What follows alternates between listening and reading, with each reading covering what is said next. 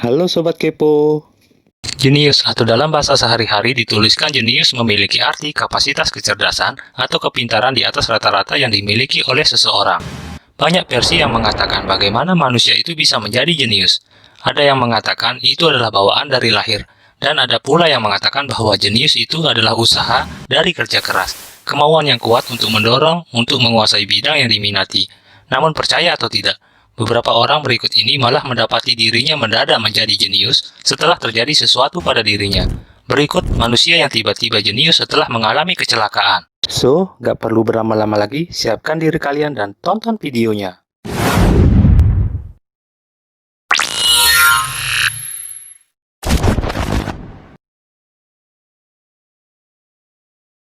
Jason Paget adalah seorang mahasiswa dropout yang bekerja di toko furnitur milik ayahnya.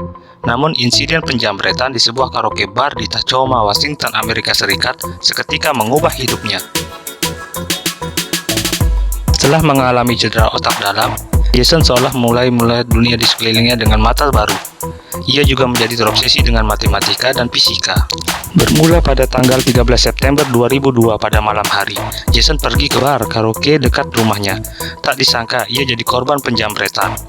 Dua orang pria menyerangnya dari belakang. Pukulan di bagian belakang kepalanya membuatnya tak sadarkan diri. Ia sempat dilarikan ke rumah sakit dirawat karena mengalami luka lebam. Namun ia dibolehkan pulang di malam yang sama. Pagi berikutnya, Jason bangun dan menemukan daya penglihatannya berubah.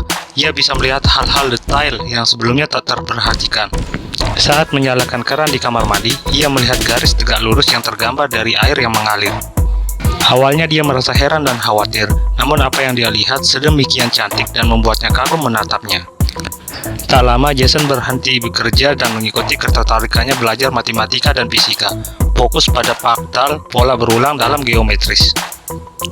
Jason terdiagnosis mengalami Savant Syndrome, suatu kondisi langka di mana orang dengan gangguan perkembangan saraf atau cedera otak yang menunjukkan kapasitas yang mendalam dan luar biasa, atau kemampuan jauh melebihi dari apa yang akan dianggap normal. Ia yang awalnya tak punya bakat seni apapun, mulai menggambar fraktal dalam detail yang ekstrim, terkadang butuh beberapa minggu untuk menyelesaikannya. Jason makin memahami kondisinya setelah pergi ke Finlandia untuk diperiksa Dr. Berit Brogard. Setelah memindai otak Jason, Dr. Brogard menemukan bahwa sisi kiri otak Jason lebih aktif, khususnya di lobus parietal, di mana kemampuan matematika berada. Di mana diduga setelah mengalami cedera, neurotransmitter membanjiri sisi kiri otak Jason dan akhirnya mengubah struktur, membuatnya menjadi sangat istimewa.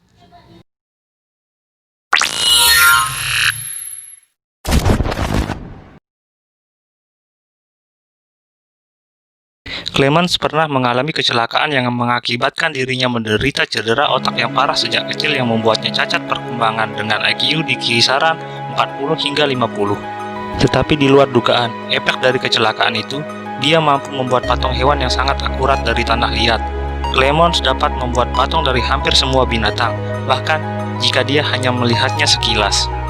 Ia juga mampu membuat rendering 3 dimensi hewan yang realistis dan akurat secara anatomis setelah hanya melihat gambar 2 dimensi untuk beberapa saat. Ia paling terkenal karena lukisan kuda seukuran aslinya, tetapi sebagian besar karyanya berukuran lebih kecil dan diselesaikan dalam waktu kurang dari 1 jam. Pada tahun 1986, ia mengadakan pameran perdana di Aspen, Colorado. Karya-karyanya terjual mencapai $45.000. Clemens mulai membuat patung di sekolah di mana dia biasa diam di belakang kelas membentuk potongan-potongan tanah liat menjadi binatang kecil. Ketika gurunya mengambil tanah liat darinya, dia mulai mengikis aspal yang lentur dari trotoar di sekitar sekolahnya dan mengerjakan patung di kamarnya pada malam hari.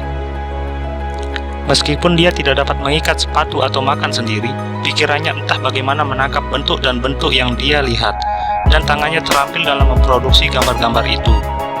Ketika ditanya bagaimana dia melakukannya, Alonzo hanya akan tersenyum dan menunjuk ke kepalanya.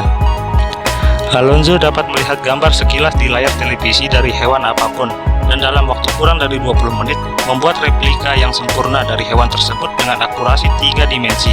Hewan lilin benar dalam setiap detail serta serat dan ototnya.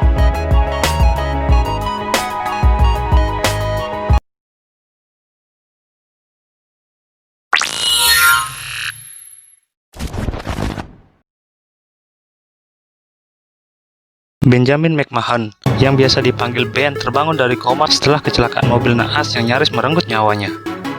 Akan tetapi setelah bangun, ada hal berbeda dari pria warga asli Australia ini. Ia bangun dengan kemampuan berbicara bahasa Mandarin yang nyaris sempurna. Ben mengingat pengalaman pertamanya saat terbangun dari koma. Ia melihat perawat wanita Asia di sisinya. Kepada perawat tersebut, "Permisi suster, saya merasa sakit di sini," dalam bahasa Cina. Ia kemudian meminta secarik kertas kepada perawat tersebut dan menulis dalam bahasa Mandarin, "Aku cinta ibu dan ayahku, aku akan sembuh." Kemampuan bahasa baru yang dimiliki Ben membuat dokter serta orang tuanya terkejut, sebab dokter memberitahu ayah Ben, Mark McMahon, bahwa ada sesuatu keajaiban jika Ben dapat hidup melewati masa kritisnya.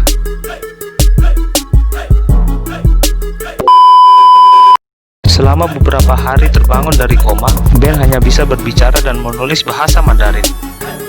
Butuh beberapa hari baginya untuk bisa kembali berbicara bahasa Inggris. Bahkan setelah McMahon mulai berbicara bahasa Inggris lagi, kemampuannya berbahasa Mandarin tetap ada. Kini Ben tinggal di Shanghai. Ia menjadi pemandu acara TV lokal dan melanjutkan studi perdagangan di Shanghai University. Hal yang dialami oleh Ben dikatakan dokter bisa merupakan sindrom yang disebut Foreign Accent Syndrome. Sindrom ini biasanya membuat pasien bicara berbeda akibat trauma pada bagian otak yang mempengaruhi kemampuannya bicara. Terkait hal tersebut, Dr. Nick Miller, pengajar senior sains bahasa di Newcastle University, mengatakan Foreign Accent Syndrome dapat terjadi jika pasien mengalami stroke atau cedera otak lainnya. Keseimbangan kemampuan bicara telah berubah dan suara-suara tertentu menjadi terdistorsi sehingga vokal dan konsonan bisa terdengar berbeda, kata Miller seperti dikutip dari BBC. Dr. Gregory Osanek dari Virginia mengatakan Foreign Accent Syndrome sebenarnya tidak membuat seseorang secara tiba-tiba bisa mahir dalam bahasa baru. Menurut Osanek, informasi terkait kemampuan berbicara bahasa asli seseorang disimpan di sisi kiri otak, sedangkan kemampuan bahasa lainnya disimpan di sisi kanan. Jadi saat trauma terjadi mengakibatkan seseorang mahir dalam menggunakan bahasa keduanya. Bisa jadi itu karena cedera pada otak bagian kiri.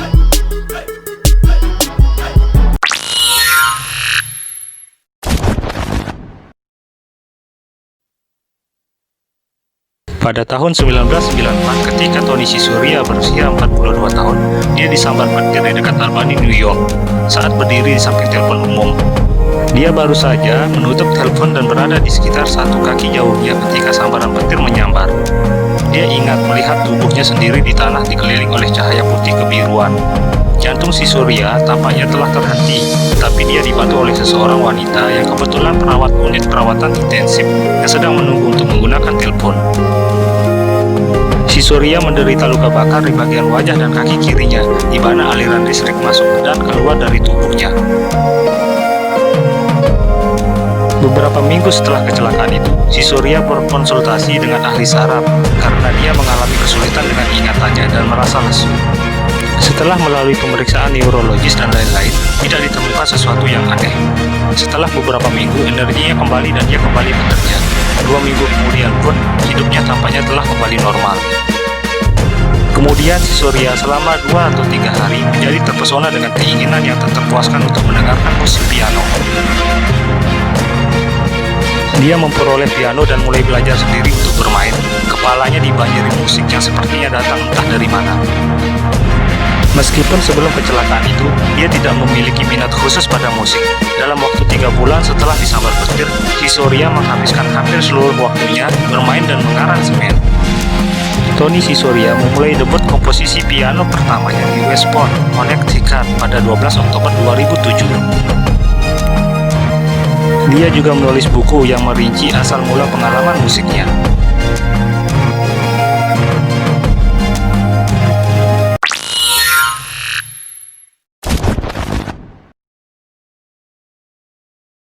Tommy McHugh adalah seorang seniman dan penyair Inggris. Di awal kehidupannya, McHugh adalah seorang pembangun dan juga terlibat dalam kejahatan pemuda. Ketika berusia 51 tahun, dia menderita stroke di kedua sisi otaknya yang mengakibatkan 2 pembuluh darah pecah. 10 hari setelah mengalami pendarahan subarachnoid, stroke yang disebabkan oleh pendarahan di dalam dan di sekitar otak, Tommy McHugh Mantan narapidana yang pernah mengalami banyak kekurangan menjadi pria baru dengan kepribadian yang tidak dikenali oleh siapapun. Ketika masih muda, Tommy pernah dipenjara, tapi setelah stroke di usia 51 tahun, segalanya berubah. Saya bisa merasakan feminitas di dalam diri saya, katanya. Sejak saat itu, kepalanya dipenuhi dengan sajak dan gambar. Hanya itu yang ada di kepalanya, ujar Tommy. Tidak hanya itu, tiba-tiba dia merasakan dorongan untuk menulis puisi. Tetapi dia juga mulai melukis dan menggambar secara obsesif hingga 17 jam atau 19 jam per hari. Dia tidak pernah artistik sebelumnya, bahkan dia bercanda bahwa dia bahkan tidak pernah berada di galeri seni, kecuali untuk mungkin mencuri sesuatu. Putus asa untuk mencari tahu apa yang sedang terjadi, Tommy menulis kepada beberapa ahli saraf dan akhirnya bekerja sama dengan Alice Falaheri di Harvard Medical School dan Mark Litko di University of College London. Memindai otak Tommy tidak mungkin dilakukan setelah operasi untuk mengobati kerusakan stroke dengan sepotong logam di kepalanya. Sebaliknya, Litko melakukan evaluasi neuropsikologis. IQ Tommy berada pada kisaran normal, namun dia menunjukkan disinhibisi verbal. Dia cenderung banyak bicara dan mengalami kesulitan dengan tes yang mengharuskannya untuk beralih di antara tugas kognitif yang berbeda. Semuanya menunjukkan masalah dengan lobus frontal. Lobus frontal memainkan peran penting dalam pemikiran abstrak dan kreativitas. Mereka terus-menerus dibombardir dengan data sensorik entah dari dunia sekitar kita, yang sebagian besar dianggap tidak relevan oleh otak dan disaring dari kesadaran. Menghalangi hambatan ini dengan menggunakan gelombang magnet dapat membuat orang lebih kreatif, bahkan mengeluarkan keterampilan yang sangat cerdas.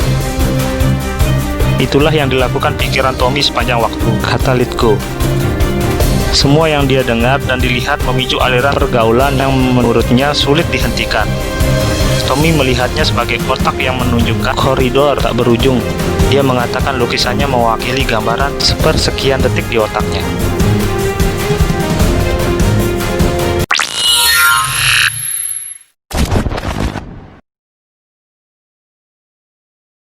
Lake Erceg, 47 tahun, dikenal sebagai penyuka olahraga, khususnya NASCAR. Lulusan sekolah pendidikan jasmani ini juga bekerja di peternakan terpencil di Mabel, Colorado, Amerika Serikat. Pada tahun 2009, Erceg menderita cedera otak dan tulang belakang. Dia jatuh ke ngarai ketika sedang memberi makan ayam di peternakan tempat dia bekerja. Sejak saat itu, ada yang berubah pada diri Erceg. Dia menjadi seniman dan penyair. Wanita yang sebelumnya tidak tertarik kepada matematika ini menjadi sangat menikmati menghabiskan waktu menyelesaikan persamaan matematika. Erceg tidak mengingat tentang kehidupannya sebelum mengalami cedera otak, misalnya masa kecil. Dia bahkan tidak mengenali ibunya sendiri. Dr. Beryl Brogard, ahli saraf dari University of Miami, mempelajari kondisi Erceg. Menurut dia, Erceg terkena sindrom cendekiawan atau Sapan Syndrome, yaitu peningkatan kecerdasan kognitif luar biasa dalam bidang seni dan matematika. Rumah Erceg kini penuh dengan persamaan matematika dan sketsa seni. Dia bisa menggambar sambil mendengarkan musik lewat handphone. Sketsa penuh dengan sirkulasi segitiga dan garis linear. Namun, Erceg juga didiagnosis mengalami sinestesia atau percampuran indera. Situasi ketika orang bisa melihat suara dan mendengar warna sebagai rangkaian angka dan huruf. Di mana Lake adalah satu-satunya wanita di dunia yang terkena Sapan Syndrome dan sinestesia setelah mengalami cedera otak. Dokter sempat tak yakin bahwa Erceg bisa berjalan lagi seusai insiden itu. Sahabat Erceg, Amber Anastasio, membantunya menjelaskan kondisi kehidupannya sebelum cedera. Secara emosional, Erceg menjadi datar. Dia mesti belajar senyum dan tertawa dalam sosialisasi. Erceg menjalani tes di University of Miami. Setelah itu, dia mulai mengerti gambar yang dia buat dan bagaimana membuatnya. Brogard menjelaskan, jika orang diminta menggambar rumah ataupun mobil, biasanya mereka akan mulai dengan rangka rumah atau mobil itu. Jika Erceg yang diminta menggambar, dia akan mulai dengan detail seperti bagian jendela, pintu, atau roda, kata Brogard. Hai, terima kasih sudah menonton. Jangan lupa subscribe untuk sama-sama kita bangun channel ini jadi lebih baik lagi. Sampai jumpa di video berikutnya ya.